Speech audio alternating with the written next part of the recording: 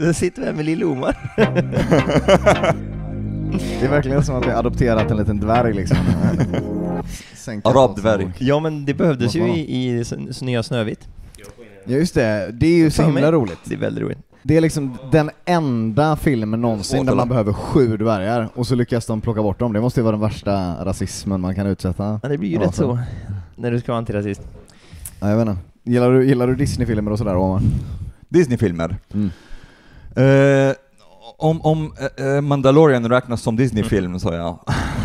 Mandalorian, den tror inte jag har sett. Har du inte? Nej, jag tror inte. Really? Nej. From it's like a spin-off from Star Wars. Aha, serien. okej. Nej, den har jag inte sett. Men har du sett hela Mandalorian? Ja. Du tycker inte att den blev sämre eller bara den har blivit sämre. När det slutade handla om honom och började handla om en kvinna istället?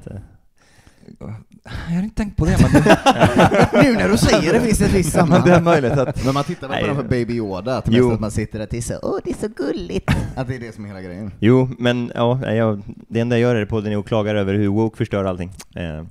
Så att jag måste säga någonting. For some reason det är ibland lite svårt att förstå det när du pratar. Jag vet inte varför. Han är ju dansk i princip liksom. Det sluddrar så jävla mycket idag, eller? Alltså du är inte den enda som har sagt det. Men det är för att han pratar så fort. Fort och lite osammanhängande. Mumbling ibland. Jo, han kan mumla lite grann och sen kommer han till poängen och så har man missat liksom det första han sa. Ja, och att min svenska är inte så bra här. Jag skulle precis komma till det. Det kan också det hjälper inte så mycket. Invandrare. Det är typiskt. Aldrig lär er svenska.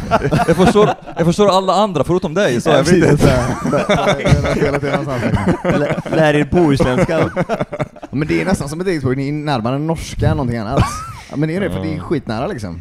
20 meter till Oslo typ. Ja, men jag ska nog inte skylla på det. Jag har fått höra av min mamma hela livet att jag måste artikulera. Då sa du något. Exakt. Du kan börja nu. Du kan försöka med mig. Okej. Men det är gött. Vi kan börja med att presentera också. Välkommen tillbaka till ett nytt avsnitt av Oskyddat Samtal då. Tillbaka här efter sommaren. Och vi har en gäst som är Omar Makram. Hallå. Yes. Känd från föreläsningar, sin egen podd, Sista måltiden och sådär. Hur vill du beskriva dig själv liksom, som person? Just nu? Vad identifierar du dig som? Dricker du östrogen för att bli mindre? Men du sa i början här att du har för mycket testosteron för Sverige. Det är det som läkaren säger i alla fall. Så jag vet inte. Så, nej, jo. I tested my testosterone and it was above reference range.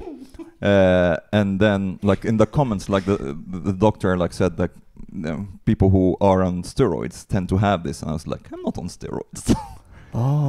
Men om du hade testats i Egypten, tror du att det hade varit där hade det varit ungefär liksom samma liksom. Låga nivå kanske. Alltså, han är nästan en kvinna i Egypten. Det är möjligt. Men right now I just like feel traumatized. Coming here, I ate a pizza slice from 7-Eleven. Och det var det värsta jag varit med om i hela mitt liv. Smakupplevelse liksom. It's like everything. It's like I feel like I have been fed abuse. It's like the worst pizza I've ever tasted. I felt violated. Like everything was really bad. Like it was supposed to be prosciutto pizza, but like they only had the fat from the meat. There was no meat. Det är det som är gött med kött, själva fettet. Vi ska inte käka lunch där sen alltså. Nej. I think this place should be closed down. Men där, man känner ju också hur man blir inflammerad medan man tar varje tugga liksom. Att kroppen går sönder från insidan. Att det är inte käk det där liksom. Det är ju någon sorts kemikalier bara. Till Omar kan man ju ställa den här frågan, för du är ju gammal muslim från Egypten. Om du måste välja liksom 7-Eleven eller 9-11. Den är svår för dig, kan jag tänka mig. Vad har traumatiserat dig mest? Just nu, om du frågar mig, jag väljer 9/11 after this experience. Men jag minns att du har sagt någon gång, vilket jag reagerade på, att du, eller att ni typ firade 9/11. Att det var din högtid. Man gjorde det. Ja. 4, men folk var glada. Okej. De blev glada. I Egypten. Firar man 7-Eleven också när det kom dit eller? Det också var en sån folkfestgrej. Varför var man glad då? Är det varför var man glad egentligen? Jag tror att många såg det som en seger mot väst eller USA. och zionism och allt sånt. Så det var det. För det var väl någon form av kriget mellan väst och öst, liksom, att det representerar det på något vänster? Inte väst och öst, men den muslimska världen och USA och Israel kanske. Mellanöst. Mellanöst. Men jag vill hoppa vidare på det. Om du bara skulle beskriva dig själv lite kort, liksom. Hur ser du? Vem är du liksom? Vem är jag? Jag vet inte. 3 ord. Ja, så jag kommer från Egypten och jag har politisk asyl här i Sverige på grund av att jag har lämnat och kritiserat islam. Jag har jobbat med hedersfrågan här i Sverige. Men sen fick jag kicken från jobbet på grund av podden Sista måltiden. Seriöst? Du fick kicken från jobbet? Ja. Och vad var jobbet sa du exakt? Glöm aldrig Pelak Fadim. Det är en organisation som jobbar emot hederskultur i Sverige.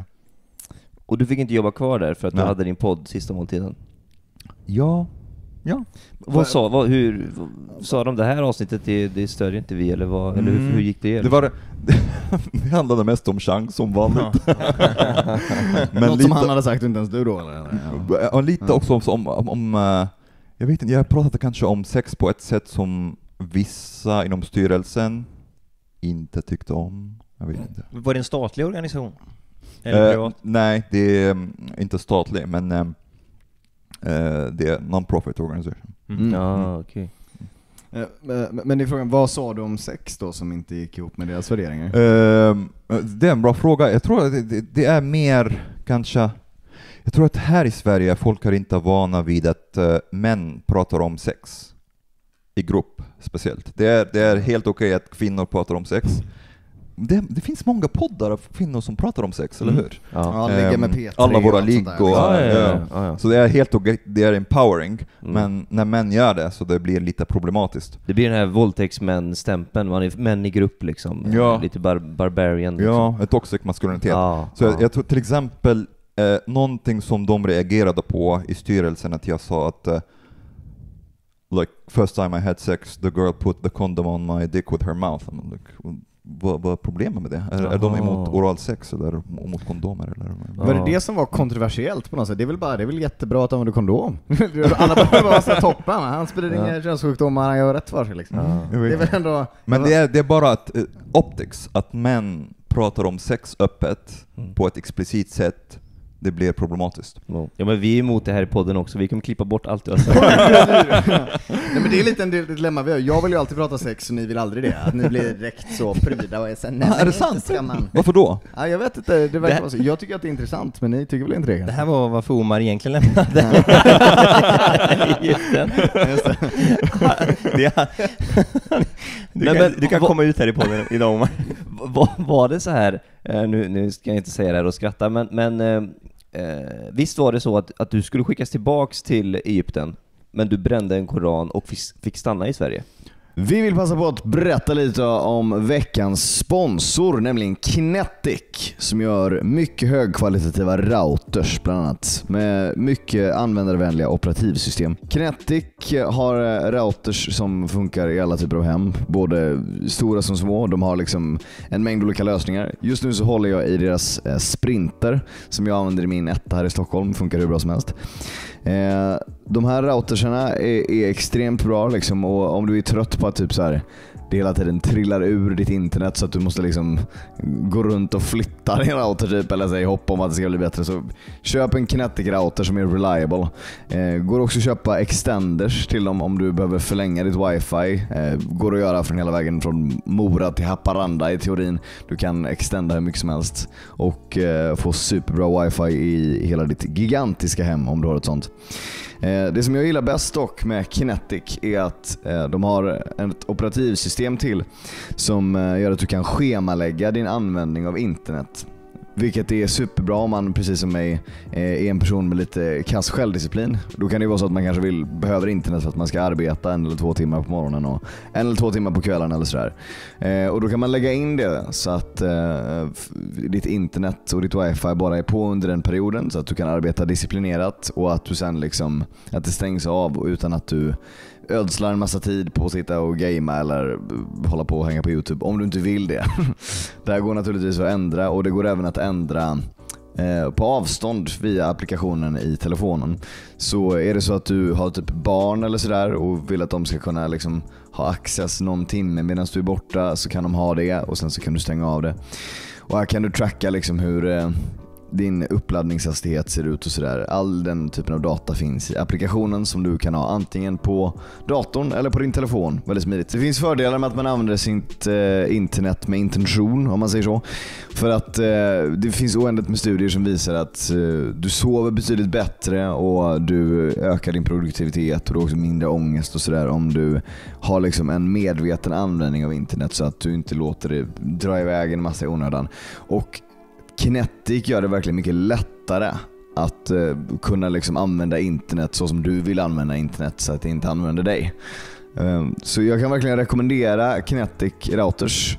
Superhög kvalitet som sagt. Otroligt reliable internet alltid, och dessutom jättesmidigt operativsystem som gör livet lättare liksom. Keenetic Routers är också väldigt bra för att ge dig en trygg upplevelse på internet. De har liksom ett naturligt inbyggt skydd emot cyberattacker och sådär, så att du kan känna dig trygg när du är ute och surfar, vilket också är bra. Så gå in på Keenetics hemsida och kolla vilken router som skulle passa i ditt hem ut efter dina behov, lite beroende på hur många ni är som använder internet och sådär i huset. Du kommer inte ångra dig. Så vi tackar Keenetic så jättemycket för att ni har sponsrat den här veckans video. Nu tillbaka till avsnittet. Ja, lite så, men det är...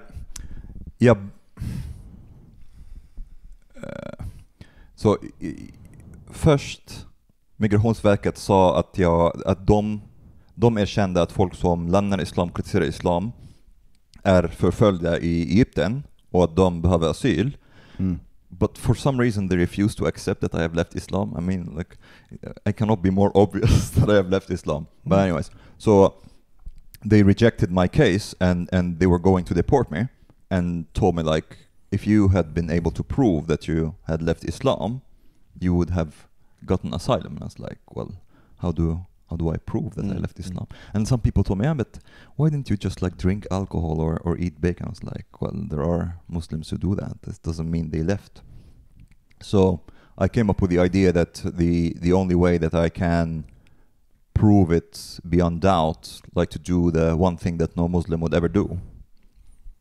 So I made a video where I talked about my case, talked about what's happening to people who leave Islam, Muslim majority countries and Egypt. And thought, okay, well, the one thing that no Muslim would ever do is to like desecrate a copy of the Koran. So I spat on it and I tore it apart and stamped on it and set it on fire. Och nu får vi inte vara med i NATO liksom. Tack som fan, Omar, Alex. Du brände Koranen innan det var mainstream i Sverige. Liksom. Yeah, I did it before it was cool. Yeah. Men och när du gjorde det då, vad sa Migrationsverket då liksom, när du visade dem din YouTube-video på? Ja, men först visade jag videon till mina vänner här i Sverige, och de sa till mig, ja, okej, men kanske du kommer förmodligen få asyl, men vi vet inte om du kommer överleva long enough to enjoy it. Exakt, har det varit mycket hot och så? Ja, det har varit. Men typ på nätet bara. Det har aldrig hänt någonting på gatan. Men i alla fall så Keyboard Warriors de sa först att mina vänner, de sa, men kanske jag kan skicka videon till Migrationsverket först för att visa dem att det är allvar, jag har lämnat islam. Och så jag försökte göra det, men de kunde inte öppna länken först av någon anledning på Google Drive, jag vet inte varför. Så technical, like it's a bit boomer organization there.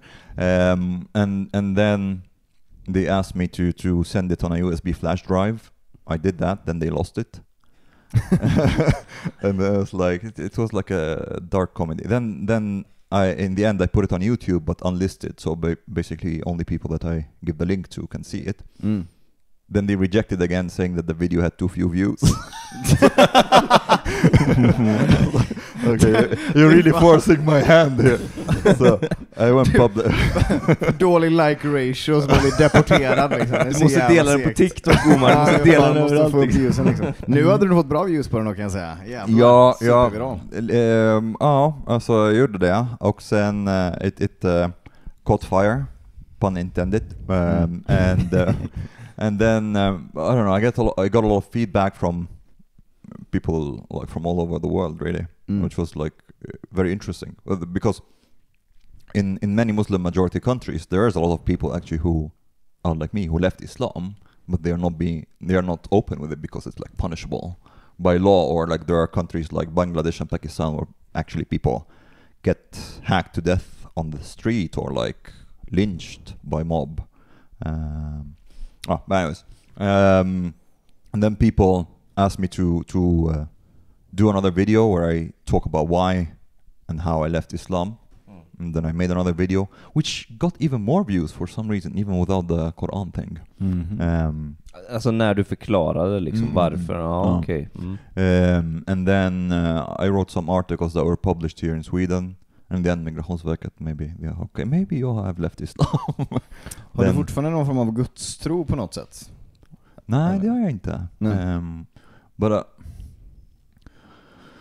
I would say maybe that I am less, jag är mer ödmjuk kanske, att det kan finnas någon. Jag är inte lika hardcore ateist, att jag hade en period så först var jag konservativ muslim, och sen hade jag en period där jag var typ like ultra atheist, säker på att det är cut to black när man dör och sådana saker. Och sen blev jag jag vet inte, men jag tror inte på någon organized religion i alla fall, som islam, kristendom och sånt. Men det är sån mellanmjölksagnostiker liksom. Så det inte så mellanmjölk kan man säga. Inte så mellanmjölk, men ja. Men Migrationsverket då var nu har du fått medborgarskap. Nej, det har jag inte fått än. Vart ligger du i den processen då från Migrationsverket, vet du det? Jag står i kö, men det tar typ väldigt lång tid. Det tar kanske 3 eller 4 år från ansökan. Så jag har ansökt typ för kanske 2 år sedan. Ja, 2 år sedan. Men medan du varit här och hängt liksom i Sverige, eller på att säga, har du mest jobbat med att skriva artiklar och sådär sen liksom? Och det var mest på GAP som jag har jobbat mest, och jag jobbar fortfarande med hedersfrågan, som är ett stort problem här i Sverige. Så det är det jag har jobbat mest med. Och sen har jag skrivit lite i Bulletin tills nyligen, och sen blev jag var lite föräldraledig. Bring back the patriarchy. Sista måltiden. Ja, för har du fru och barn nu i Sverige eller? Så har du fru och barn i Sverige? Inte fru, men flickvän. Och en son, liten son. Fräckt. Ja, det lät nästan som barnet var flickvännen där. Men jobbar inte du emot barngifte? Men din familj i Egypten då? För då måste du kan du förklara lite hur du kunde, har du inte fått åka tillbaka och träffa, och hur kom det sig egentligen att du valde att lämna dem? Valde att lämna dem? Det är en bra fråga. Jag tror inte på frivilliga egentligen, men det som har hänt att I just lost my faith, and then I ran into problems in Egypt because of that, and then I had to leave. I actually did not think so much and first actually I left to Estonia.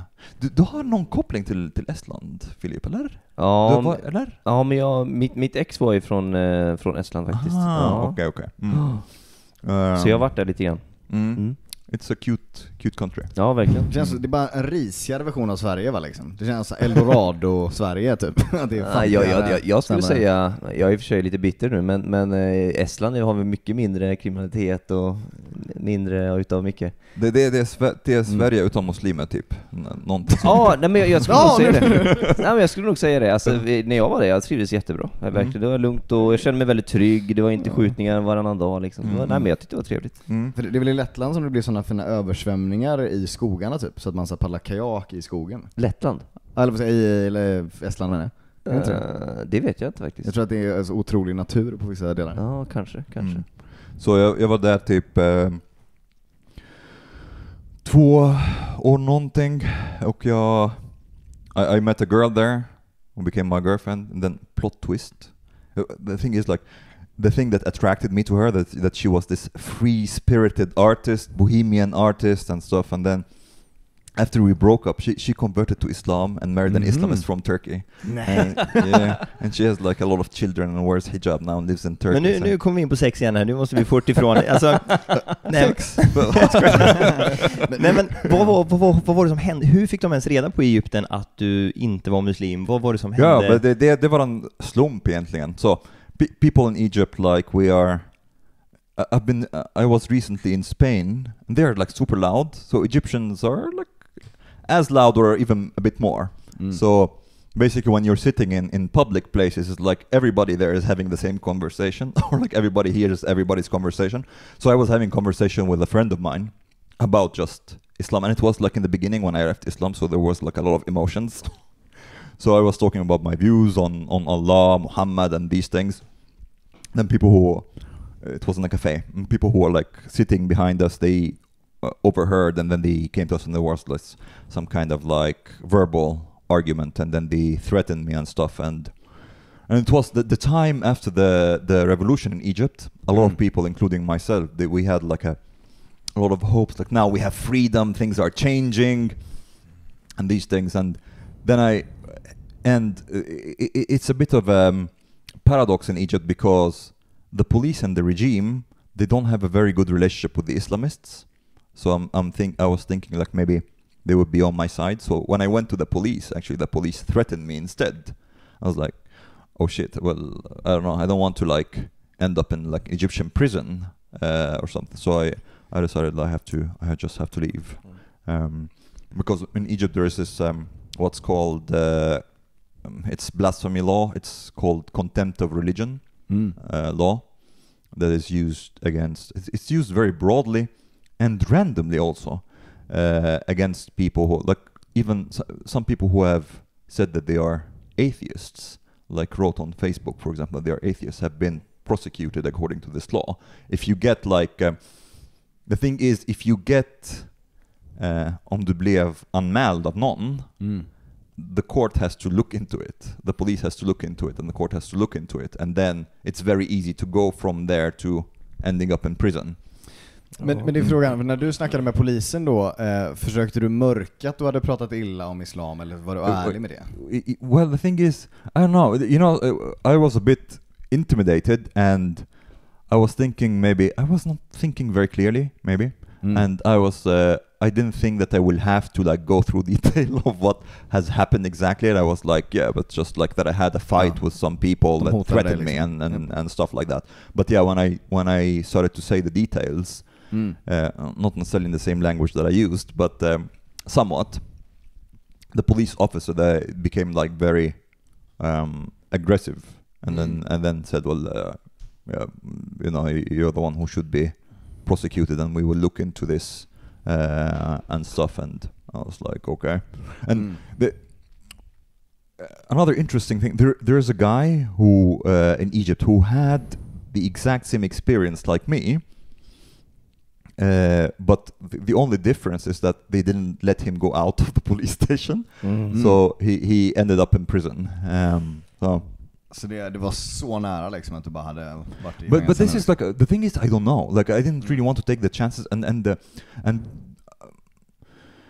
the thing with Egypt, because Egypt, they're inte en rättsstat, and so they can be quite random in a sense in how they prosecute people, or like people who end up in prison. So we have, for example, something called what would this be in English? It's almost like just in case imprisonment. För vara på den säkra sidan, ja, just det. And this is like förebyggande liksom, att man it's somewhat like this, because according to the law in Egypt, you can actually lock up people without trial for an indefinite period of time before trial. So you could end up in, I don't know, in prison for like 10 years and then be put on trial, and then during the trial they said no, you're innocent. Så det är liksom i 10 år då, ja. Men du har inte så högt förtroende då kanske för Egyptens polis? Nej. När du kom till Sverige, liksom, hade du till en början lågt förtroende för Sveriges polis? Eller liksom, hur är det förtroende för Sveriges polis? It was actually pretty high, because I think the difference between I've always been like leaving Egypt that time was not the first time that I leave Egypt or go to Europe. I've traveled to Europe many times before, and I'm interested in like European politics and things like that, and the culture of many European countries. So it's like I already knew a lot about Sweden and Europe, and liked a lot about, you know, the liberal democracy that exists, or it's starting to get a little bit när vi ändå är inne på just fängelse så där, för jag vet att du har uttalat dig lite kring svenskt fängelse och att du varit lite kritisk kring hur snällt det är, att det är lite för lyxigt att sitta i svenskt fängelse liksom. Det stämmer hyfsat där. Vad skulle du vilja förändra med svenska fängelsesystemet? Inte genom PlayStation. Inte yoga-classes heller, but I don't know, it's like for me it's a bit bizarre, because it doesn't sound like much. There's a lot of people in Egypt who would pay money to be in Swedish prison. So if that's the level, I don't think it's a very good level as a punishment. I don't think, like, I'm imagining like if I don't know, somebody assaulted or killed my son, or like if I had a daughter, somebody raped my daughter or something, and then I get to find out that this guy went to a place where he has access to PlayStation in yoga classes and a lot of free time where he gets to hang out with his friends, and like be like, well, I don't know, this doesn't seem fair, doesn't seem like justice has been delivered. Träffa flickvännen en gång i veckan. Yeah, it's like you can be like in a private room for 4 hours. Like, I would if I went to prison, I would spend more time with my girlfriend than I'm doing now. Det var så bra för relationen liksom. Mer alone time baby. Och man har inga skyldigheter, man ska bara tälja någon sån jävla dalahäst ibland. Men hade det varit rimligare då om det hade varit mycket längre straff? Om det är så, om du sitter 90 år typ, så att det är så här, du har det gött men du sitter here, I think actually I'm more of I don't necessarily want people who go to prison to suffer. It's not emotional. I think more about consequences. So if I think that this is not enough of a punishment, I think also a lot of criminals would see it the same way, that this is not they're inte tillräckligt avskräckande. This is one thing. Another thing, like, I would be very comfortable with them having this kind of life, but then they would have to sit like way longer. I was thinking this, du vet, ungdomsrabatt. I want to have a system that is like the omvänd ungdomsrabatt. So if you are like a gang criminal, for example, who has committed grova brott, I think you should like sit inside until you're 30, because this is when your like våldsbenägenhet starts to go down. It's just like purely about consequences. Men får jag bara återgå till alltså vad sa dina föräldrar liksom när du drar, för jag är så jävla nyfiken på. Well, the thing is, like, one thing that helps that they are not that much on social media, so and they live in another continent, so that helps. There was a bit of a friction at some point between us. I remember, like, I had one time when same-sex marriage was legalized in the US. For some reason, people in Egypt got really upset. I don't know why, and they were saying like, yeah, but what's the next step? Are they going to like legalize pedophilia? So they are like the Middle Eastern version of Björn Söder, I will say. And then there was this. Do you know Atheist Republic? It's Facebook page that it's very popular among atheists across the world, but they had this picture of Al-Kaaba Do you know what Al-Kaaba is? In Mecca, where Muslims go and do this black box thing. It's very holy for Muslims. They had a picture with the Kaaba with the rainbow painted on it. So I put this up on Facebook. Lite nya goa dödsord kan jag tänka mig. So shit like hit the fan then, and like even people among like relatives and so on, they were like cursing me and like blocking me on Facebook and things like that. And det är ganska lätt får man ju ändå säga då, att göra liksom revolt när man kommer från en muslimsk bakgrund sådär. Det finns så tydliga grejer. Det är svårare i Sverige liksom, om man ska vara upprorisk mot sina föräldrar. Man måste göra mer liksom. Det är lite gött ändå att det är lätt att vara punk liksom. Vad skulle göra en svensk familj riktigt arg liksom? Att man blir väldigt konservativ kanske. Det är väl det. Att man vänder sig åt det hållet. Man blir muslim. Blir muslim, ja.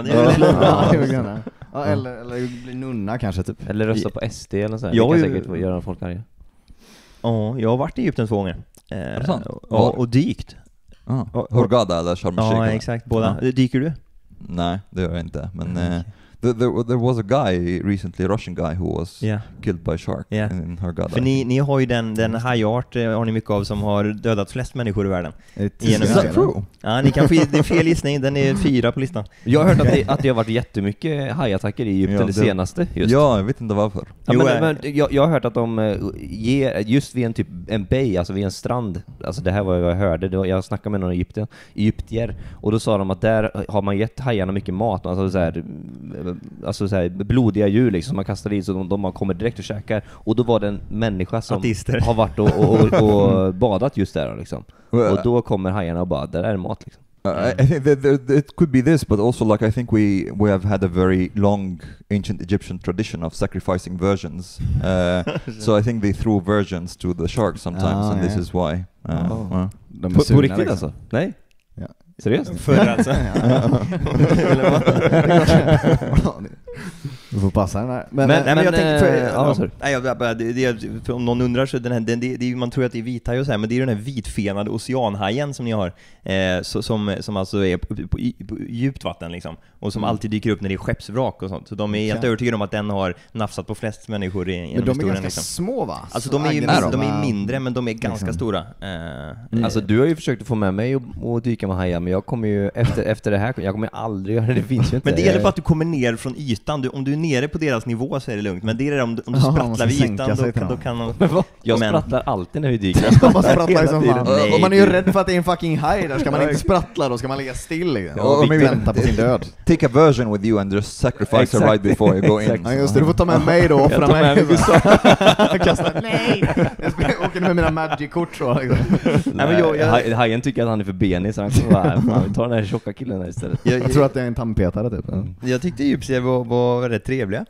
Och vad heter det? Jag ville fråga om den här revolutionen du nämnde. För jag märkte ju och lärde mig där när jag var där att det är ju militärstyrt liksom. Var det så att var det typ, du berättar istället, vad hände och när? That was in 2011.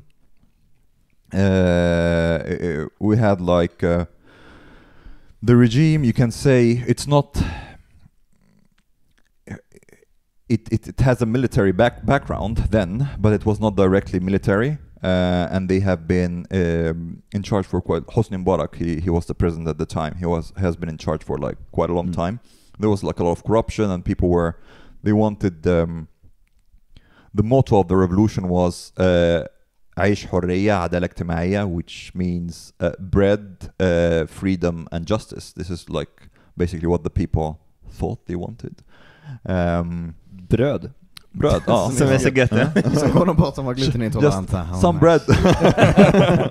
No, but because like, you know, it was people's economic conditions were like really bad, and like people were really struggling, and there was like a lot of oppression from the regime and from the police. So there was a group of activists who decided to organize a Facebook event on Police Day. Police Day is a holiday in Egypt, and the police is like they are seen as this instrument of oppression. And it's funny when I tell people that the Egyptian revolution was a Facebook event, but it's true. And satte igång allt liksom. And then a lot of people like showed up, and these organizers of the event, they saw, okay, well, wow, because it's like not very common that people show up in such protests in Egypt, because they can just like end up in prison. And then they decided to organize another event on the Friday after. And the Friday is like the Friday prayer. People are already out in the mosques and stuff like that. So they did that, and like a lot of people just decided to join in, and not necessarily that all of them believed in the revolution and its aims, but a lot of people were like frustrated and angry. So just like a lot of people on the street, they started to create chaos. And yeah, then everything fell apart. Var du involverad? Ja, lite, men lite kaos. Lite kaos. Men det är frågan för hela liksom arabiska våren och sådär, och det hände en massa grejer. Har det liksom blivit någon faktisk förändring efter det, eller har allt bara gått tillbaks till samma? Yeah, to a great extent everything has went back to status quo. Because first we had like the military for a while afterwards, in a transition government. And then the people elected the Muslim Brotherhood. And then men ni tog bort diktatorn och så höll ni ett val. Yeah, and then they elected the Muslim Brotherhood. Yeah. And then the Muslim Brotherhood came to power, kind of, because things in the Middle East and Egypt, they are quite complex, but you can to oversimplify it, there's always two camps, the Islamists and the military. These have always been the two camps that are in power or in charge, and they are always in a power struggle against each other. But whenever one of them comes to power, they also clamp down on any kind of democratic process. Anybody who wants democracy, civil rights, and they, both of the camps, they hate these people. So we don't have anything else apart from these two camps really organized. So this is why people voted for the Muslim Brotherhood, and a lot of people, like in Egypt, they equate morality with religion. So the more religious you are, the more fair and just you would be. So they thought that the Muslim Brotherhood is the answer. But the Muslim Brotherhood, they were because even though they won the presidency, but the military was not on their side, the police was not on their side, and the justice system generally was not on their side. It was still loyal to the previous regime, so they didn't have power fully, and they were kind of like, so it became still a power struggle, and they didn't really manage to manage the country. And then people did another revolution. They liked the first one, so they decided, okay, fuck the elections, we just have revolutions. Men det blir så intressant för att det är så här, alternativet om det är till det muslimska brödraskapet är militären. Alltså de har ju inga värderingar. Alltså när man tänker, vad står militären för egentligen? Alltså hur vill de förändra ett land? Där har man ju liksom inget att hänga upp sig på, eller? They are super corrupt. Like I think the goal of the Islamists is to basically have Sharia, and the goal of the military is to own the country. So they you can say that the military treats the country as, you know, how absolute monarchies used to treat their countries, as like they own it. So the military in Egypt has, like, there is no oversight about their budget, what they own. They own like a lot of land. They even have like factories and like, so they own the country basically. Men skulle militären styra, då är det någon general högst upp som har mest makt, eller så? Yes. And he's the president now. Viktor sa ju att när han var där så var de så trevliga mot honom och sådär. Men det var ju innan allt det här med koranbränning och sådär började i Sverige. Alltså, kanske faktiskt. Alltså, om man får åka dit nu. Nej, men om vi tre skulle åka dit nu och säga, ja men vi är från Sverige och dricka bärs och sådär. Alltså, hur hade det tagits emot egentligen, tror du? You know, this whole thing with the Quran burning is interesting because for the most part it's the Shia countries that have become upset. Like Inte Sunni. Not so much, not as much, because it didn't get as big there. It's like, because it's like mostly Iraq and Iran, and like Shia imams and Hezbollah and all these. Egypten är sunni. Ja. Hörde du att alltså i natt hörde du i Beirut ambassaden, Sveriges ambassad blev ju attackerad nu. I natt? Ja, Är det sant? Ja, Även där, i Libanon. Så det är ju andra svenska ambassaden som I think, I don't know, like I don't know, I don't like at all how Sweden has handled the whole thing with the Koran burning. I think it has been like a shit show of cowardice from the government. Vad skulle vi ha gjort då, tycker du? I think they should have been way clearer about freedom of speech and the laws and the culture and the values we have in Sweden. And it's something similar to how the French government has handled all that. Like Macron, and after the incident of Samuel Paty, he went and said, like, well, we have a problem with Islamic extremism and this is unacceptable. This is threatening our way of life, and we have to, like, basically combat this phenomena. I find it very hard that somebody in Sweden would go out and say this right now, but and like during Charlie Hebdo, like the French government also at the time, they have been asked by Turkey, by Iran, and all that to like shut down this, what they call Islamophobia, and the French government, they said, well, we have freedom of speech. And I think they should have been way clearer about this, and they could be diplomatic as well, but without being pussies. They can say, we understand that you're upset, but we have this principle of freedom of speech, and it's not the government that is in charge of what people say or do. The government's responsibility is to protect freedom of speech, and this is how it is. Vad tycker du om, alltså konsekvensen av allt det här har ju blivit liksom att svenska ambassader som blir attackerade och eventuella terrorister som har varit på väg mot Sverige som liksom har blivit stoppade av Säpo och sådär för att terrorattentat och så vidare liksom I think one should be like you can be like way more firm and pragmatic about what, like, for example, because governments like Iraq and Lebanon and Turkey and all these governments where the embassies have been attacked or personnel from the embassies have been attacked, they have responsibility to protect Swedish embassies, and the thing is they can do it if they want to, and I don't think I think, for example, if no Swedish embassy should exist in a country where the country is not willing to protect the embassy. I think you should like said, well, if this is not acceptable, and if you're not able to protect our like embassy there, then we will have no embassy. And the thing is, like many of these countries, they are just like shithole countries. They don't really we have zero benefit from them. Like we give like shitloads of bidrag to these countries, and we have very little export, like very little trade with these countries. Det argumentet hör man ju hela tiden, att det här är dåligt för vår ekonomi, vi är dåligt... Man kan bara kolla upp, like we have the largest Muslim majority country that we have exports to is Saudi Arabia. And we have 35% more exports to Estonia than to Saudi Arabia. Estonia is like 1 million people or something, I don't know. So you wouldn't even feel it, and just like stop all bidrag to these countries.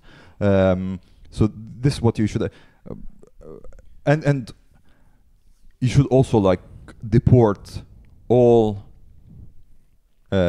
jihadists that exist in Sweden. Also, I don't understand what are they doing here.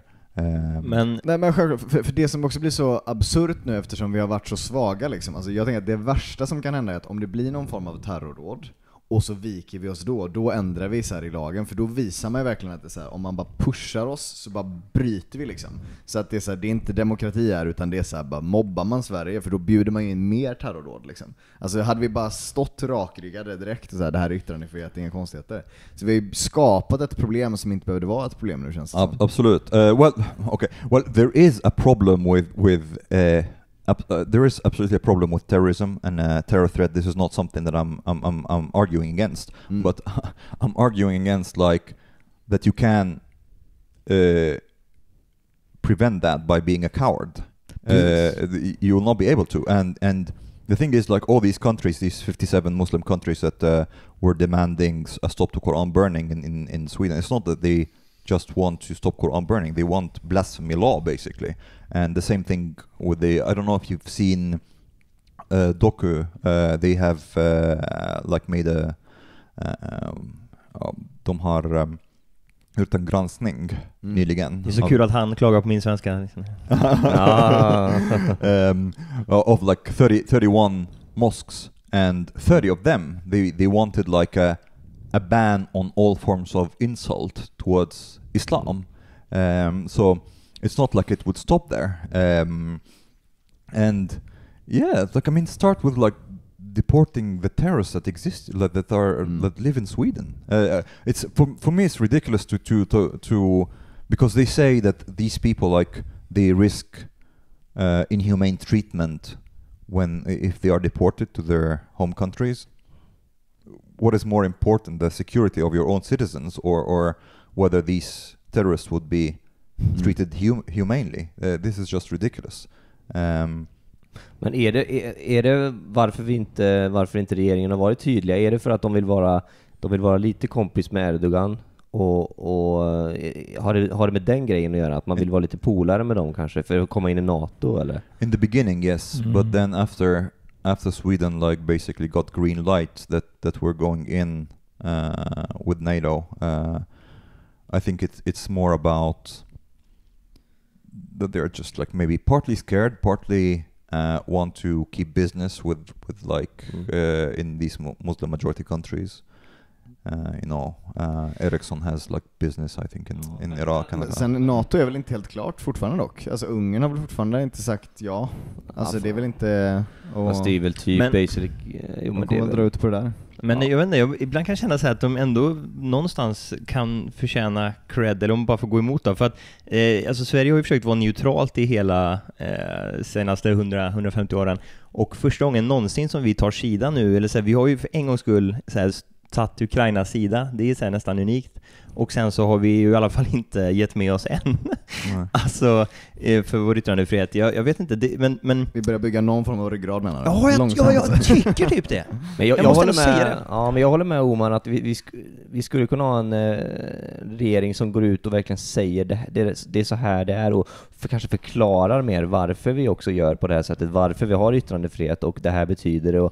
Och sen kan jag också tycka att så här, de svenskar och de invandrare som inte tycker om så som vi har det i Sverige och de liksom värderingar, det finns ju många länder som liksom, där det är förbjudet att bränna Koran. Alltså till och med Finland, det är ju ett grannland. Man kan ju bara åka till Finland och flytta till Finland och så bränner man till Koran. Alltså jag tänker att det är väl rätt så lättlöst liksom. Och där trycker de, jag vet att många har poängterat att det är fine att ha en lag som säger att man kanske inte kan bränna heliga skrifter, även om det är en luddig grej, så länge det inte sker under påtryckningar, utan att det sker demokratiskt liksom. Och att man väljer det, för nu är det ju som sagt, nu kan vi inte hålla på och ändra. Nej, exakt. Men sen oavsett, som sagt, alltså det blir jag vet inte exakt vad som står i den finska lagen, men det kommer ju alltid finnas så här tolkningsutrymme där för vad en helig skrift är och sådär, och det blir bara bullshit liksom. Jag vet inte, för det kommer ju liksom inte, och det kommer inte stoppa där heller. Alltså, no, not really. And okay, I don't understand. Like the thing is, and I've been also critical a little bit when the government and mainstream media has called the Quran for like en helig skrift. It's not a holy, it's a religious text. I think like you kind of like language there is important because you legitimize people being offended. So they will be like, yeah, but why are you like burning? Like you're saying it's holy, so why are you violating something that is holy? Och det är så det är med regeringen, står lite med ett ben i varje läger och ska förstå båda. Men för det är bara semantik där som sagt. Alltså, vad som är heligt för en är ju upp till en själv liksom. Alltså för mig är så här, jag älskar Sagan om ringen, så Silmarillion jag har här, det är min heliga skrift, för det är det som gäller i Sagan om ringen-världen. Alltså, men du tänker att det är farligt att lägga den semantiken på liksom, jag tycker det. för då upphöjer man något. Men om man skriver så här liksom. texter från Bibeln på ett toapapper, Blir det då en helig skrift för att man skriver det på ett toapapper? Då får man inte bränna. Alltså så här, jag vet inte hur, för man kan dra det så långt. Yeah. Alltså, det... So I'm really more in favor of like having something similar to the First Amendment in the US. Och vad är det då? It's like basically, it's like all speech is allowed as long as it's not direct incitement to violence and is likely to produce such violence. So, for example, if you gather with a group of Nazis in front of a synagogue and say, let's burn the Jews, that would not be allowed according to the First Amendment. But apart from that, like, it's just, you can say whatever you want. Men Paludan står ju och liksom säger att jag ska göra det här med din mamma och jag består och eldar, alltså utanför typ en synagoga. Så då, med den tanken, då borde väl kanske inte det heller? Well, it would. I think in that sense, with Paludan, it would still be allowed even in the US because they would think that he's like. There's no risk really that this would occur if he's like, om han får lämpa någons mamma, he will not go and actually. Men Omar, kan man inte, nu är det som jag skyddar regeringen igen då, men jag bara tänker så här som någon form av motargument, skulle inte hela väst kunna backa Sverige mer? Alltså, för jag försöker googla på vilka länder som har förbud mot heliga skrifter och inte liksom, och det är ju ändå en del så här, USA då till exempel som för jag lyssnade lite på Biden, han är låtismulf. Yeah. De håller ju på sådär allihop, om man säger, det är ju they do, but at the same time it would be unimaginable, for example, if that Biden would go and go out and even entertain the possibility that like burning Korans or Bibles or whatever would be prohibited in the US. This would be something that's not, he would never do that because it's politically and culturally totally unacceptable. It's against the Constitution. And the Constitution is their holy book in the US. Men USA har ju massor muslimer. Varför Actually, gör inte de? Not that. It depends on how you see it, because they have in absolute numbers more Muslims, but they have only like 1% of the population is Muslim. While here in Sweden it's 10 nästan. Getting to a 10% population. Men de har ändå fler, alltså om man tänker personer som är muslimer, alltså det antal måste det vara fler. Och men de har inte haft det problemet. Alltså de har ju haft koranbränningar och sånt i USA också, men det blir bara inte en grej. Det får inte samma kontroversiella effekt. No, and I think... Och då, förlåt, men då tror du att det är för att Sverige är mesiga, alltså då ger de sig på oss mer för att de vet att det här kan vi lyckas? Eller liksom få oss to some extent, yes. And I think like even maybe there weren't many European countries that criticized Sweden, as far as I know, when it comes to the Quran burning. I'm not entirely sure. I don't think so. Nej, tror jag inte. No, but I think like when they saw the stance of like the Swedish government, that the Swedish government came out and like condemned the Quran burning and said it's Islamophobic and so on, they were like, okay, whatever. Like you do you, kind of. So I think probably there are many governments in Europe that are not very impressed either with the Swedish government. Är det en annan typ av muslimer? Ni pratade om olika typer av muslimer förut, men är det en annan typ av muslimer i USA än det i Sverige? I think to some extent maybe they are perhaps a bit more liberal, maybe. I USA. Ja. Kanske. Men jag har en dum fråga. Varför för det är ju det alla säger så här, det borde vara hets mot folkgrupp, och så säger man muslimer inte folkgrupp, det är en religion. Men varför är egentligen judar en folkgrupp då? För jag vet att det stör sig muslimerna på. Men vad är förklaringen? There are two. Well, the thing is like actually hets mot folkgrupp also protects religious minorities. It's not only according to like ethnicity. Men de är väl ingen minoritet? Det är väl det då, eller? No, but I mean, you can't really supposedly attack people based on their religious belief, according to hets mot folkgrupp. Är det här gamla germanska i Sverige att judar det är en annan ras liksom? Det but they're also it's also there's a difference as well, because Jews are an ethnic group. So if man säger, men varför inte muslimer då? You can't like have a DNA test that shows that you are a Muslim, but you have a DNA test that shows that you're Jew. So it's like more of a not just a religion, it's an ethnicity. So that's a big difference. But generally rasbiologi nu. Carl von Linné. Det här är Victor älskar det här. Stort intresseområde. But I mean like I think people should be allowed to hate religion and express that they dislike like a set of religious ideas if they want to. Like this it's like kind of like light blasphemy law if you say that you're not supposed to hate a religion or make fun of a religion or insult a religion. So I don't really see. There's a difference between Muslims as people and Islam as a religion, as a set of ideas. Like, because religions don't have rights really, so they are just ideas. It's like Muslim people who have rights. So, for example, I don't like Islam as a set of ideas, but I don't want to discriminate against Muslims. Ja, det är där vi skiljer oss där. Det är på något sätt för religionsfrihet är det ju ingen som är emot. Att det är klart att du kommer kunna vara muslim eller kristen eller vad som helst, utan det handlar ju alltid om vilka delar av värderingarna som man börjar tillämpa som inte stämmer överens med ett demokratiskt land. På andra då än de som jag tror. It's partly so, but also like I think one thing that is a bit weird that ibland när jag kritiserat islam i Sverige, vissa svenskar säger till mig, okej, men du får inte kritisera islam, vi har religionsfrihet här i Sverige. Och så, religionskritik är inte en kränkning av religionsfrihet. Like, but some people really see it that way, that if you criticize like Islam, that means that this is a violation of freedom of religion. If you criticize, for example, hijab as a symbol, that is a violation of religious freedom as well, because if you criticize hijab, then I don't know, women will not wear hijab or not be able to wear hijab or something. I don't know. Men folk har så svårt att hålla isär där, för du får kritisera att någon har hijab, men om du skulle försöka stoppa någon att ta på sig hijab, då börjar man plötsligt ta ifrån dem deras rättigheter att ta på sig vad de vill. Så ibland folk har lite svårt var liksom gränserna mellan idéer går på något sätt.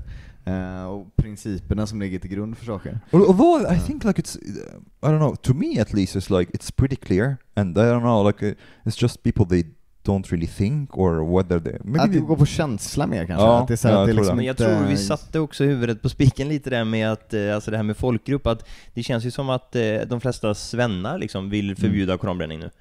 Har ni inte också den känslan? Det är väl så 50-50 va? Men det är typ 50-50. En opinionsundersökning, det var 6 av 10, och sen nyligen var det 4 av 10, kanske maybe after we got the green light for NATO, they're like okay, we're in, motherfuckers. Men det är för att det är drivet av rädsla, inte logik. Ja. Allting kommer av att man är så här, nej, slå mig inte, alltså det är bara men jag tänkte bara på det att vi, som du kanske sa, men vi kanske inte ser riktigt det som en religion eller idéer, utan vi ser det verkligen som folk och liksom minoritet och liksom när vi pratar om det hela tiden. Men svenskar, det där är ju väldigt svenskt känns som. Alltså svenskar vill ju ha det väldigt, men det ska vara lugn och ro och liksom, men nu blir det lite för mycket uppståndelse, så hur får vi bort det här? Men vi förbjuder det bara, och sen är det klart så går vi vidare, men man tänker liksom inte riktigt av konsekvenserna. Till, liksom. Nej. Ja, det var likadant när jag jobbade i skolan faktiskt, skulle jag säga. Ja, alltså, 50% av Sveriges befolkning är lite kanske. Jag vet inte mer. För som sagt, vill man inskränka yttrandefriheten, det kan man åsikt man vill. Man kanske inte tycker att man ska ha yttrandefrihet. Det kan ju vara en åsikt man står för, men man måste inse att det är det betyder. Ja. Man måste att du är för en förändring som liksom...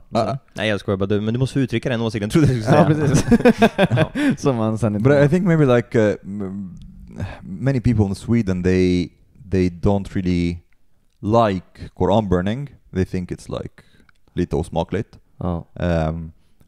And it's not like, even though I did it myself, but it's not like I'm pro Koran burning. But I think it's like we should not try to evaluate freedom of speech or what should be allowed by whether we think it's distasteful or not. Then we don't really have freedom of speech, because any form of speech some people would find distasteful. And sometimes I say even to like conservative Muslims, like it's good that we have freedom of speech in Sweden, because if we start to get to what you can say and what you can't say, a lot of these mosques would be shut down, because there are parts of the Quran that are like, you know, against gay people, against like Jews, against you would start to ban things from the Quran. Pride kommer bli inställt. Till exempel. Men det tycker jag är intressant för att höra vad du står när man brukar ta sig, alltså Poppers toleransparadox och sådär som man pratar om, att det är så här, där kan man ju nästan ta in alltså muslimer också där, att det är så här, om du inte respekterar bögar och inte tillåter dem att vara med i samtalet, då får du inte vara med i samtalet för du tillåter inte andra vara med i samtalet liksom. Är du på den sidan av liksom att det är så det fungerar, eller ska man få kränka varandra också i en demokrati, eller vad tänker du? There's a difference between another thing that maybe many people here in Sweden for some reason get confused about is that they think if you are against an idea or are criticizing an idea, it means that you want to ban it or want to force people to think differently. But again, this is not how freedom of speech works. So if I would say that I think some ideas within Islam are bad, that does not mean that I want to ban Islam, for example. And so this is one part. Another part is that if we look at freedom and what is a liberal democracy in general, because I perceive it as there are two groups of people who call themselves, between quotes, liberals. One camp, they are, I would say, amoral, like they don't have really a stance. They don't say that something is good or bad. They whatever, anything goes. As long as somebody chooses it themselves, then it's okay. And then there's another camp, which I would say that I'm in, who thinks that there are some things that actually are not compatible with the liberal democracy. For example, homophobia or kvinnohat, or like sexual or gender discrimination. These things, I don't think they're compatible with the liberal democracy, and I don't think they should be in a liberal democracy. Nej, för de bryter ju mot grundreglerna för att en demokrati ska kunna existera liksom. Exakt. För att det är så här, om regeln är att alla får vara med, om någon säger de får inte vara med, då får ni inte vara med för att ni säger det liksom. Alltså det utesluter sig själv liksom. Men är man inte lika kass själv då? Vad menar du? Då förbjuder man ju också någon då, men exakt vad du pratar om. Och det är exakt det som ligger i en, att de enda som man måste förbjuda från att vara med i en demokrati är de som inte vill ha demokrati. Det är det som är paradoxen. Men då inte du heller. Det är därför det är en paradox. But not necessarily that you ban them. I'm against like banning them. Jag vet inte exakt vad du menar, det är ju fel. But I'm still for calling out bad ideas, you know, like criticizing bad ideas. This should still be allowed without it being viewed as violation of freedom, because nothing that I can say about Islam will prevent somebody from being a Muslim, really, like or like make them lose their, I could convince them to lose their faith, but that's not a violation of freedom of religion. Ja, det är väl där som gränsen går, för att om du uttrycker typ så här, okej, ja men judar borde inte få ha rättigheter som exempel. Alltså så här, det är en idé i sig bara som du uttrycker det, men om den skulle realiseras, den idén, så är det inte demokrati längre. Så jag vet inte, ska det vara okej att uttrycka den åsikten ändå då, när den liksom, men vad ska du göra? Den rycker ju undan hela den demokratiska systemet om den implementeras. Men du gör ju det om du alltså säger att muslimer inte får uttrycka sina då, kanske vad vet jag, åsikter om judar eller homofiler. But what would you do, like practically? I think like practically it's difficult also to what would be done. Like, men det är väl okej, så att man kan uttrycka vilka åsikter som helst, de får bara inte praktiskt implementeras. Att det är skillnaden med det här. Men då är frågan så att det kan vara skadligt att uttrycka åsikter som vill sabba demokratin liksom. Inte att uttrycka, but I would say that it's not necessarily like dangerous to I'm a free speech fundamentalist, maybe not absolutist but fundamentalist at least, and I think that everybody should be able to think and express what they want, but they should be able, like they should accept that what they think and say will be criticized, and there's not just like everybody would be neutral about it. That somebody, like some people would be just like, yeah, they will hate the ideas that they have, and maybe also because of that people, like imagine for example if we don't even talk about what's good and bad, if we talk about just like practical consequences, if super like a Salafi would go to a workplace in Sweden and say like during fika time, yeah, my name is Abdullah, and by the way, I just want to say that I think homosexuality is a sin, and sorry, I don't shake hands with women.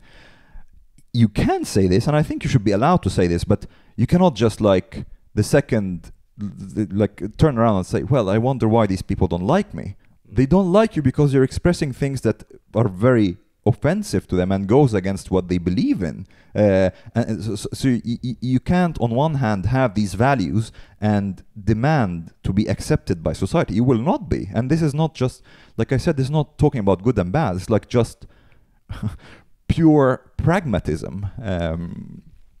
Men det skulle säga att alltså, det finns ju ändå värden som är objektivt bättre för en fungerande demokrati. This is a controversial thing, but I believe that. Because I believe that there are some things that are better for society to function and men då är det ju subjektivt per definition. Och vem ska bestämma vilka värdegrunder som är bäst liksom? Ja, du låter ju som att du ska... Jo, men alltså, det hela den grejen att säga så allting är ju i sin tur subjektivt. Men om man bara tittar... Ja, jag fortsätter. Vadå nej? Det är en jättestor filosofisk fråga om allting är subjektivt eller objektivt. Jo, men det här är ju super... Jo, men det är väl lite postmodernism och modernism, och jag tror absolut att det finns objektiva saker, men jag tänker att inte rättssystem nej, liksom, men det är väl man kan och säga lagar. att om man påstår att det finns någonting som objektiva värden, så borde det finnas objektiva bästa värden för en demokrati. Yes, I agree with this statement, because I think it depends on how, like, moral realists who think that there are some values that are good or bad in themselves. They basically say, you know, like Sam Harris' position, for example, they say that there are some things that are better for people. Like, for them, things that cause needless suffering is bad. Like, anything that will make you suffer. So Sam Harris, for example, he talks about, imagine a situation where it's the worst possible scenario, like everybody, all conscious beings are basically in hell, where everything that's happening to them is just like torture and suffering all the time.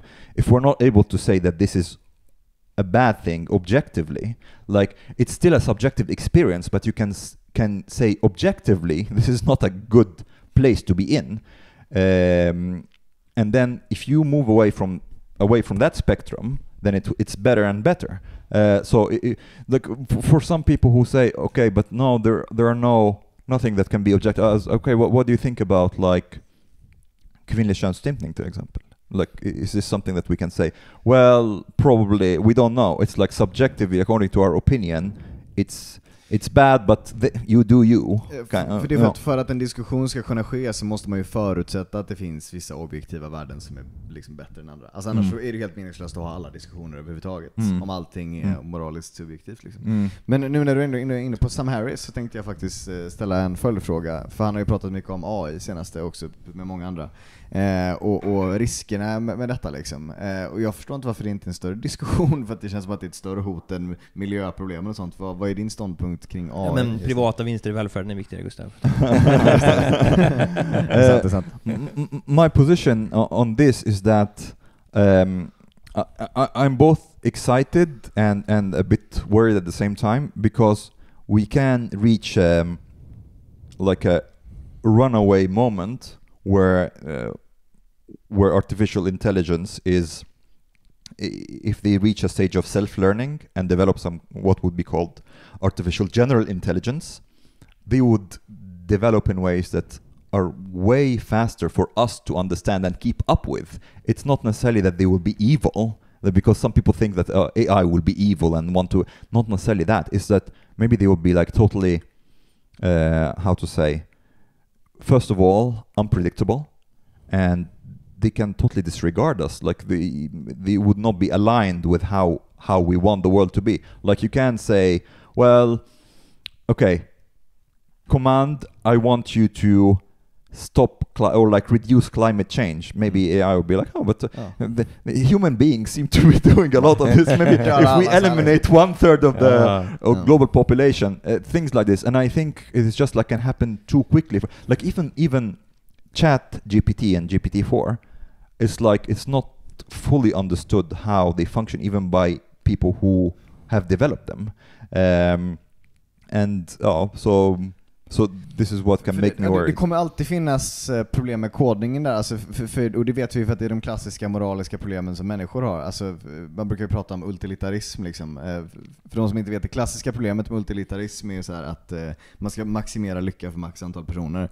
Men det exemplet som man brukar dra då är att det är så här, tekniskt sett så skulle det maximera lycka för fler människor om du tog en människa som kom in på ett sjukhus, styckade upp den och använde organen för att ge till 10 människor för att bli fler lyckliga. Men då faller hela systemet och så här. Så det finns massa problem med utilitarism liksom. Och skulle man applicera den idén på AI liksom, och så skulle den exekuta det, så vet man inte vad effekterna blir liksom.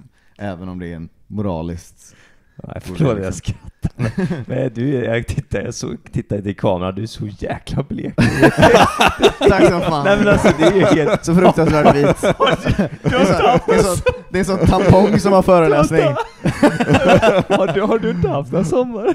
Nej, fan. Gömt sig djupt in i någon grotta liksom. Det där, ja, förlåt. Men det är väl... Ja, det är gött. Det är skönt att bryta av. Det är också så här, för att invalidera någons poäng också. Har du tänkt på att du ser ut som så jävla tampong? Jag trodde nästan att Omar skulle köra den också när han sa så här, liksom att om du tänker att det är det sämsta samhället för alla subjektivt, liksom att alla lider, det är ditt samhälle, Gustav, som du vill ha. Men det är också bra i poddformat, och just nu snacket är så jävla djupt och kommer igång. Och Filip, har ni sett, ni som lyssnar, hur Gustav ser jävla ut? ful han är liksom. Ja, vad tänker du om det då? Nej, vet inte.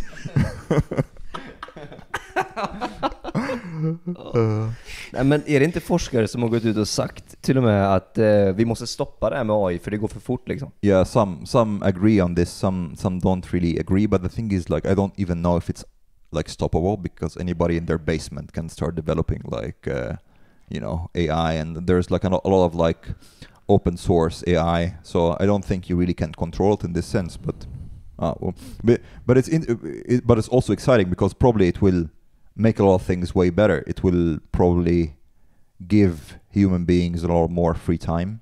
It will increase productivity, but also like sometimes I theorize like maybe with Sista måltiden at some point we could be replaced by AI. Like if you basically feed all our episodes to AI and like it maps out how we talk and what subjects and the way we talk and what subjects we're interested in, and it has it's connected to the internet, so it has like current access to current events, so they know, okay, Omar will care about this that's happening now, Ashkan this is how they talk, and we'll be able to produce episodes. Ja, och så kan ni göra någonting annat då medan AI bara jobbar på det liksom. Men är det verkligen bra, tänker jag, att folk får mycket frihet? För jag kan ju tycka att folk behöver liksom lite rutiner, gå till jobbet, gå och träna, komma hem, alltså för jag tänker på det här psykisk ohälsa och sådär. Är det verkligen långt hopp här, vänta nu, gick du från? Men är det verkligen asbra att det känns som att människor behöver liksom lite grann något form av mål, några rutiner i jobbet? Right. Eller Yeah, I agree there, but we can develop other systems also that can, or other structures that can give people both meaning in life but also give them more freedom. I think a lot of people, like especially people who have like families and stuff, they think there's way too little time to spend with their family and have like a full-time job and like work out and all that. There isn't enough time. Men det finns. Men du menar att om AI skulle ersätta oss allihop så är det bara bra, för då kan vi hänga med familjen. Att alltså de tar över alla jobb. Ja, men det är väl typ så här 80% som verkligen inte tycker om sitt jobb, som hatar sitt jobb. Och där är det väl en jättebra grej att de kan göra någonting som de verkligen brinner för. Det är väl skitbra. Men när AI ersatt alla liksom, så har vi ingenting som uppfyller någon form av mening längre. Alltså när vi är helt överflödiga, när vi, alltså som sagt, då har vi plockat bort poängen med vår existens liksom. Men kan AI ersätta... Är det den riktningen vi vill gå i verkligen? I don't think, like, at least like in the foreseeable future, that AI would replace human creativity in that same way. Maybe one day, but I don't think we're super close to that. So you can still create like culture, art, all these things that what you want to do with your life, you know. Men också, alltså det som de gör i konstverk är ofta ganska bra, förutom att det inte är autentiskt då. Alltså det är egentligen det enda som skiljer det, känner jag ibland. Att det är så här, ibland kan det vara nästan lika hög kvalitet på konsten. Alltså har man sett så här AI-fotografier och sånt, de är ju supervackra. Ja, så jag vet inte, alltså, man vill ju att det ska vara så. Alltså man vill att de inte ska kunna ersätta oss kreativt. Men är det sant? But I think like also we will always be somewhat more interested in the on a sentimental level in the products of human beings than in like for if you I don't know, like maybe you really like to read Dostoevsky, yeah, but if you suddenly like somebody gave you a novel and said, you know, this is like, it's even better than Dostoevsky, it's not you would not be, at least I wouldn't be as excited because it's like there's more sentimental value I think in what human beings produce culturally. Och frågan är varför? To be honest, I'm not entirely sure, but I think because for us the human aspect and this sentimental aspect is part of art and creativity perhaps. Men det är väl trevligare för en person att se, det är det jag menar med alltså, du som föreläsare och så här, man vill väl hellre se dig som föreläsare än en AI-robot liksom. So far. Ja. Och man vill hellre se er som komiker. Det är sant, men varför är det sant? Ja, för Om det är en bättre version som är roligare, den är kanske alltid i tid och du kan stänga ner den när du är trött på den. Alltså, men det är inte en riktig människa liksom. I think the confusing... Det har ett värde att det är en riktig människa. I think the confusing point could come maybe when... Have you seen Westworld? Jag tänkte just på... It's an awesome series. Jag har inte sett den. Va? Nej. Vart går den? HBO. Nice. So basically there were all these robots that have been made totally human-like, and they react like human beings, and it was like an amusement park for rich people to go in, and then they start to rape and kill these robots and stuff because, well, they're not human. But they think they are. Yeah, on some level. And I think it's another interesting question is whether AI can be conscious in the future, because we don't really know what consciousness is. So imagine if you're able to create a robot that looks exactly like a human being and acts exactly like a human being, that you're not really able to tell the difference much. I think that would confuse a lot of people. Och då kommer alla de där frågorna om de är moraliskt hänsynsvärda varelser och så där. Ska man ta hänsyn till dem moraliskt liksom, och så där. Alltså det kommer bli skitmycket svåra frågor liksom. Men jag tycker nästan, är det inte samma grej att enda som kommer skilja en produkt som är AI-genererad från en människa är just att en människa har gjort den. Och det kommer då vara samma som när så här, man köper en soffa. Har den här soffan gjorts av en maskin eller en människa? Vi bryr oss inte så mycket. Den här grejen är handgjord. Who cares? Men det måste vara en skit. Liksom. No, but actually that's an interesting point, because I think we still do care. Like, for example, if you, even with works of art, you can make a copy of, I don't know, Mona Lisa, yeah? But people still appreciate the original Mona Lisa much more, and they are willing to pay much more for that experience. The same thing even with a couch or something. You're much more interested maybe in a piece of antique that is like from the 19th century or something. But you wouldn't be as impressed if somebody would make an exact replica of it, but like just they made it right now. Utan det har ju någon form av värde att det var handgjort och att det krävdes, och det är för att det krävdes mer effort liksom. Det att vi värderar ändå att någonting var jobbigt att göra kanske. I'm not entirely sure what it is, but I think it's just like a sentimental... Borde inte det ultimata exemplet vara prostituerad eller om du köper en sexdocka? Men vi kanske kommer till en nivå när det inte bryr sig. När den är exakt likadan liksom, som en människa, så tror jag att det kommer eller så vara exakt likadan. Ja, det vet jag inte. Men är det inte jättebra för en incel istället för att han ska gå och skjuta en skolskjutning, att han liksom kan få närhet och så här AI, en kärlek från AI liksom. Är det en bra grej? Man kan köpa en AI-robot som ser precis ut som en vanlig svensk modell liksom. Or some people even it's more controversial, like if you think about pedophiles and like making like child robots, and I think so. I'm again, since I just care about consequences, if this like something would reduce the risk of like actual children being raped, I think that would be a good solution. Other people just have a knee-jerk reaction and think like, no, this is not something we should do. But this is where like I'm a bit Louis CK har en så bra rutin om där, har du hört den eller? Nej, men child robots. Nej, men exakt just den. Ja, exakt, alltså superrealistiska AI child robots för pedofilen. Han har exakt den rutinen. Det är så fruktansvärt roligt. Men det är också så superkontroversiellt, men det är en av de bästa standardrutinerna som har gjorts typ. Louis CK is awesome, but I mean the one thing that will happen actually, and it is happening now, people have used when some technological advancement happens, the first thing that people use it for is actually sex. Ny mikrovågsugn.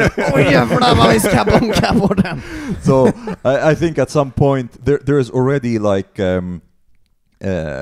I don't know if you've seen these pictures, but there are super realistic AI generated like porn pictures of like just women who are not real, and at some point maybe you'll be able to like make porn videos, for example, of women who are totally not real, but that you can't tell the difference. Shit. Jag pratade med några kollegor om det här, för de börjar ju få problem med att, inte i Sverige kanske så mycket än, men att det är många som lägger upp sina bebisar på nätet, nakna ibland. De kopierar ju bara den här bebisen, sätter in den i en porrfilm mer eller mindre, och så blir den liksom, och så våldtar man den här bebisen. Ja, men det är ju egentligen inte olagligt just nu, typ. Alltså, is the first baby real? Nej, alltså de har ju bara tagit ett foto på en bebis, men en riktig bebis. Naked. But I think this would still be considered child pornography. Ja. Där är ju gränsen svårare när man typ ritar grejer. Om någon har ritat en manga typ, som är så här. För då finns det ju inga riktiga barn ens som är kopierade som involverade. Men det blir lite stökigt menar jag, hur man ska lösa det här. För i framtiden kommer de ju, eller det kan de säkert redan nu, men de kan ju säkert ta bara Viktors ansikte här och sätta in i en porrfilm. Alltså, och så är det han som barn. Det gör man hela tiden på ett barn. Det är ingen som vill ligga med CDI liksom. Men andra, alltså Emma Watson och sånt finns det ju hur mycket deepfakes med som helst, vet du. Där de har använt hennes face och så här. Tack för tipsen. Så det är liksom, och alla så här kända streamers liksom, så det är ju redan ett jättestort problem. Var Sara Larsson en sån Sara deepfake? Larsson är säkert en deepfake också. Eller inte? Det finns ju äkta också. Ja, det finns ju. Ja, precis, där behöver man inte. But I think like there is also like implications to what can this do with society when it do you know we talked about it one time in the pod, this rat utopia. So it's like an experiment where basically you have rats in an enclosure and you give them abundance of food and like everything that they would want to an extreme degree, and also you start to like maybe overpopulate, or they start like you have it overpopulated as well. They kind of like the social structure of how rats act starts to totally crumble. They start to have like weird sexual behaviors, for example. They start sometimes to attack each other. Some of them, they become totally apathetic. So it disturbs their nature. And I wonder får allt de behöver liksom. And I wonder if that can, like, because a lot of what motivates men is sex. Even if they are not really conscious of it, sex and reproduction. And I wonder what would happen if you reach a stage where this is actually not something that you need to anstränga dig för. Like you wouldn't need to like improve yourself, whatever. You can just like order a human-like robot that is actually better than a real girlfriend. Men vi ser ju redan det nu, även om det inte är riktigt där. Alltså folk sitter bara och spelar dataspel och runkar till porr och beställer Foodora hemma. Alltså det är det vi gör, och man blir bara apatisk, det är det vi ser. Och det är väl det, att man bara lägger sig och liksom. Men Gustav, du som vill spela in ett till avsnitt efter det här innan jag går till jobbet. Vi kanske måste runda av, tänker jag. Ja, men det kan vi väl göra. Det var väl en ganska naturlig point att sätt. Ja, jag skapade den lite grann. Jag skulle säga det, bara nej. Artificiellt skapad. Och jag försöker skapa ännu mer. Men Omar Makram, fasen var kul att du kom. Ja, tack så mycket. Hur hittar man dig då? Twitter, last thing I tweeted, I think it was a cartoon of Muhammad with pride tema, so check this out. Får jag en Koran någonstans också, så kommer han springande och hjälper till. Och så Sista måltiden är ju världens bästa podd. Jag lyssnar på alla avsnitt. Vi gör väl det allihopa. Näst bästa får vi vara extremt. Herregud. It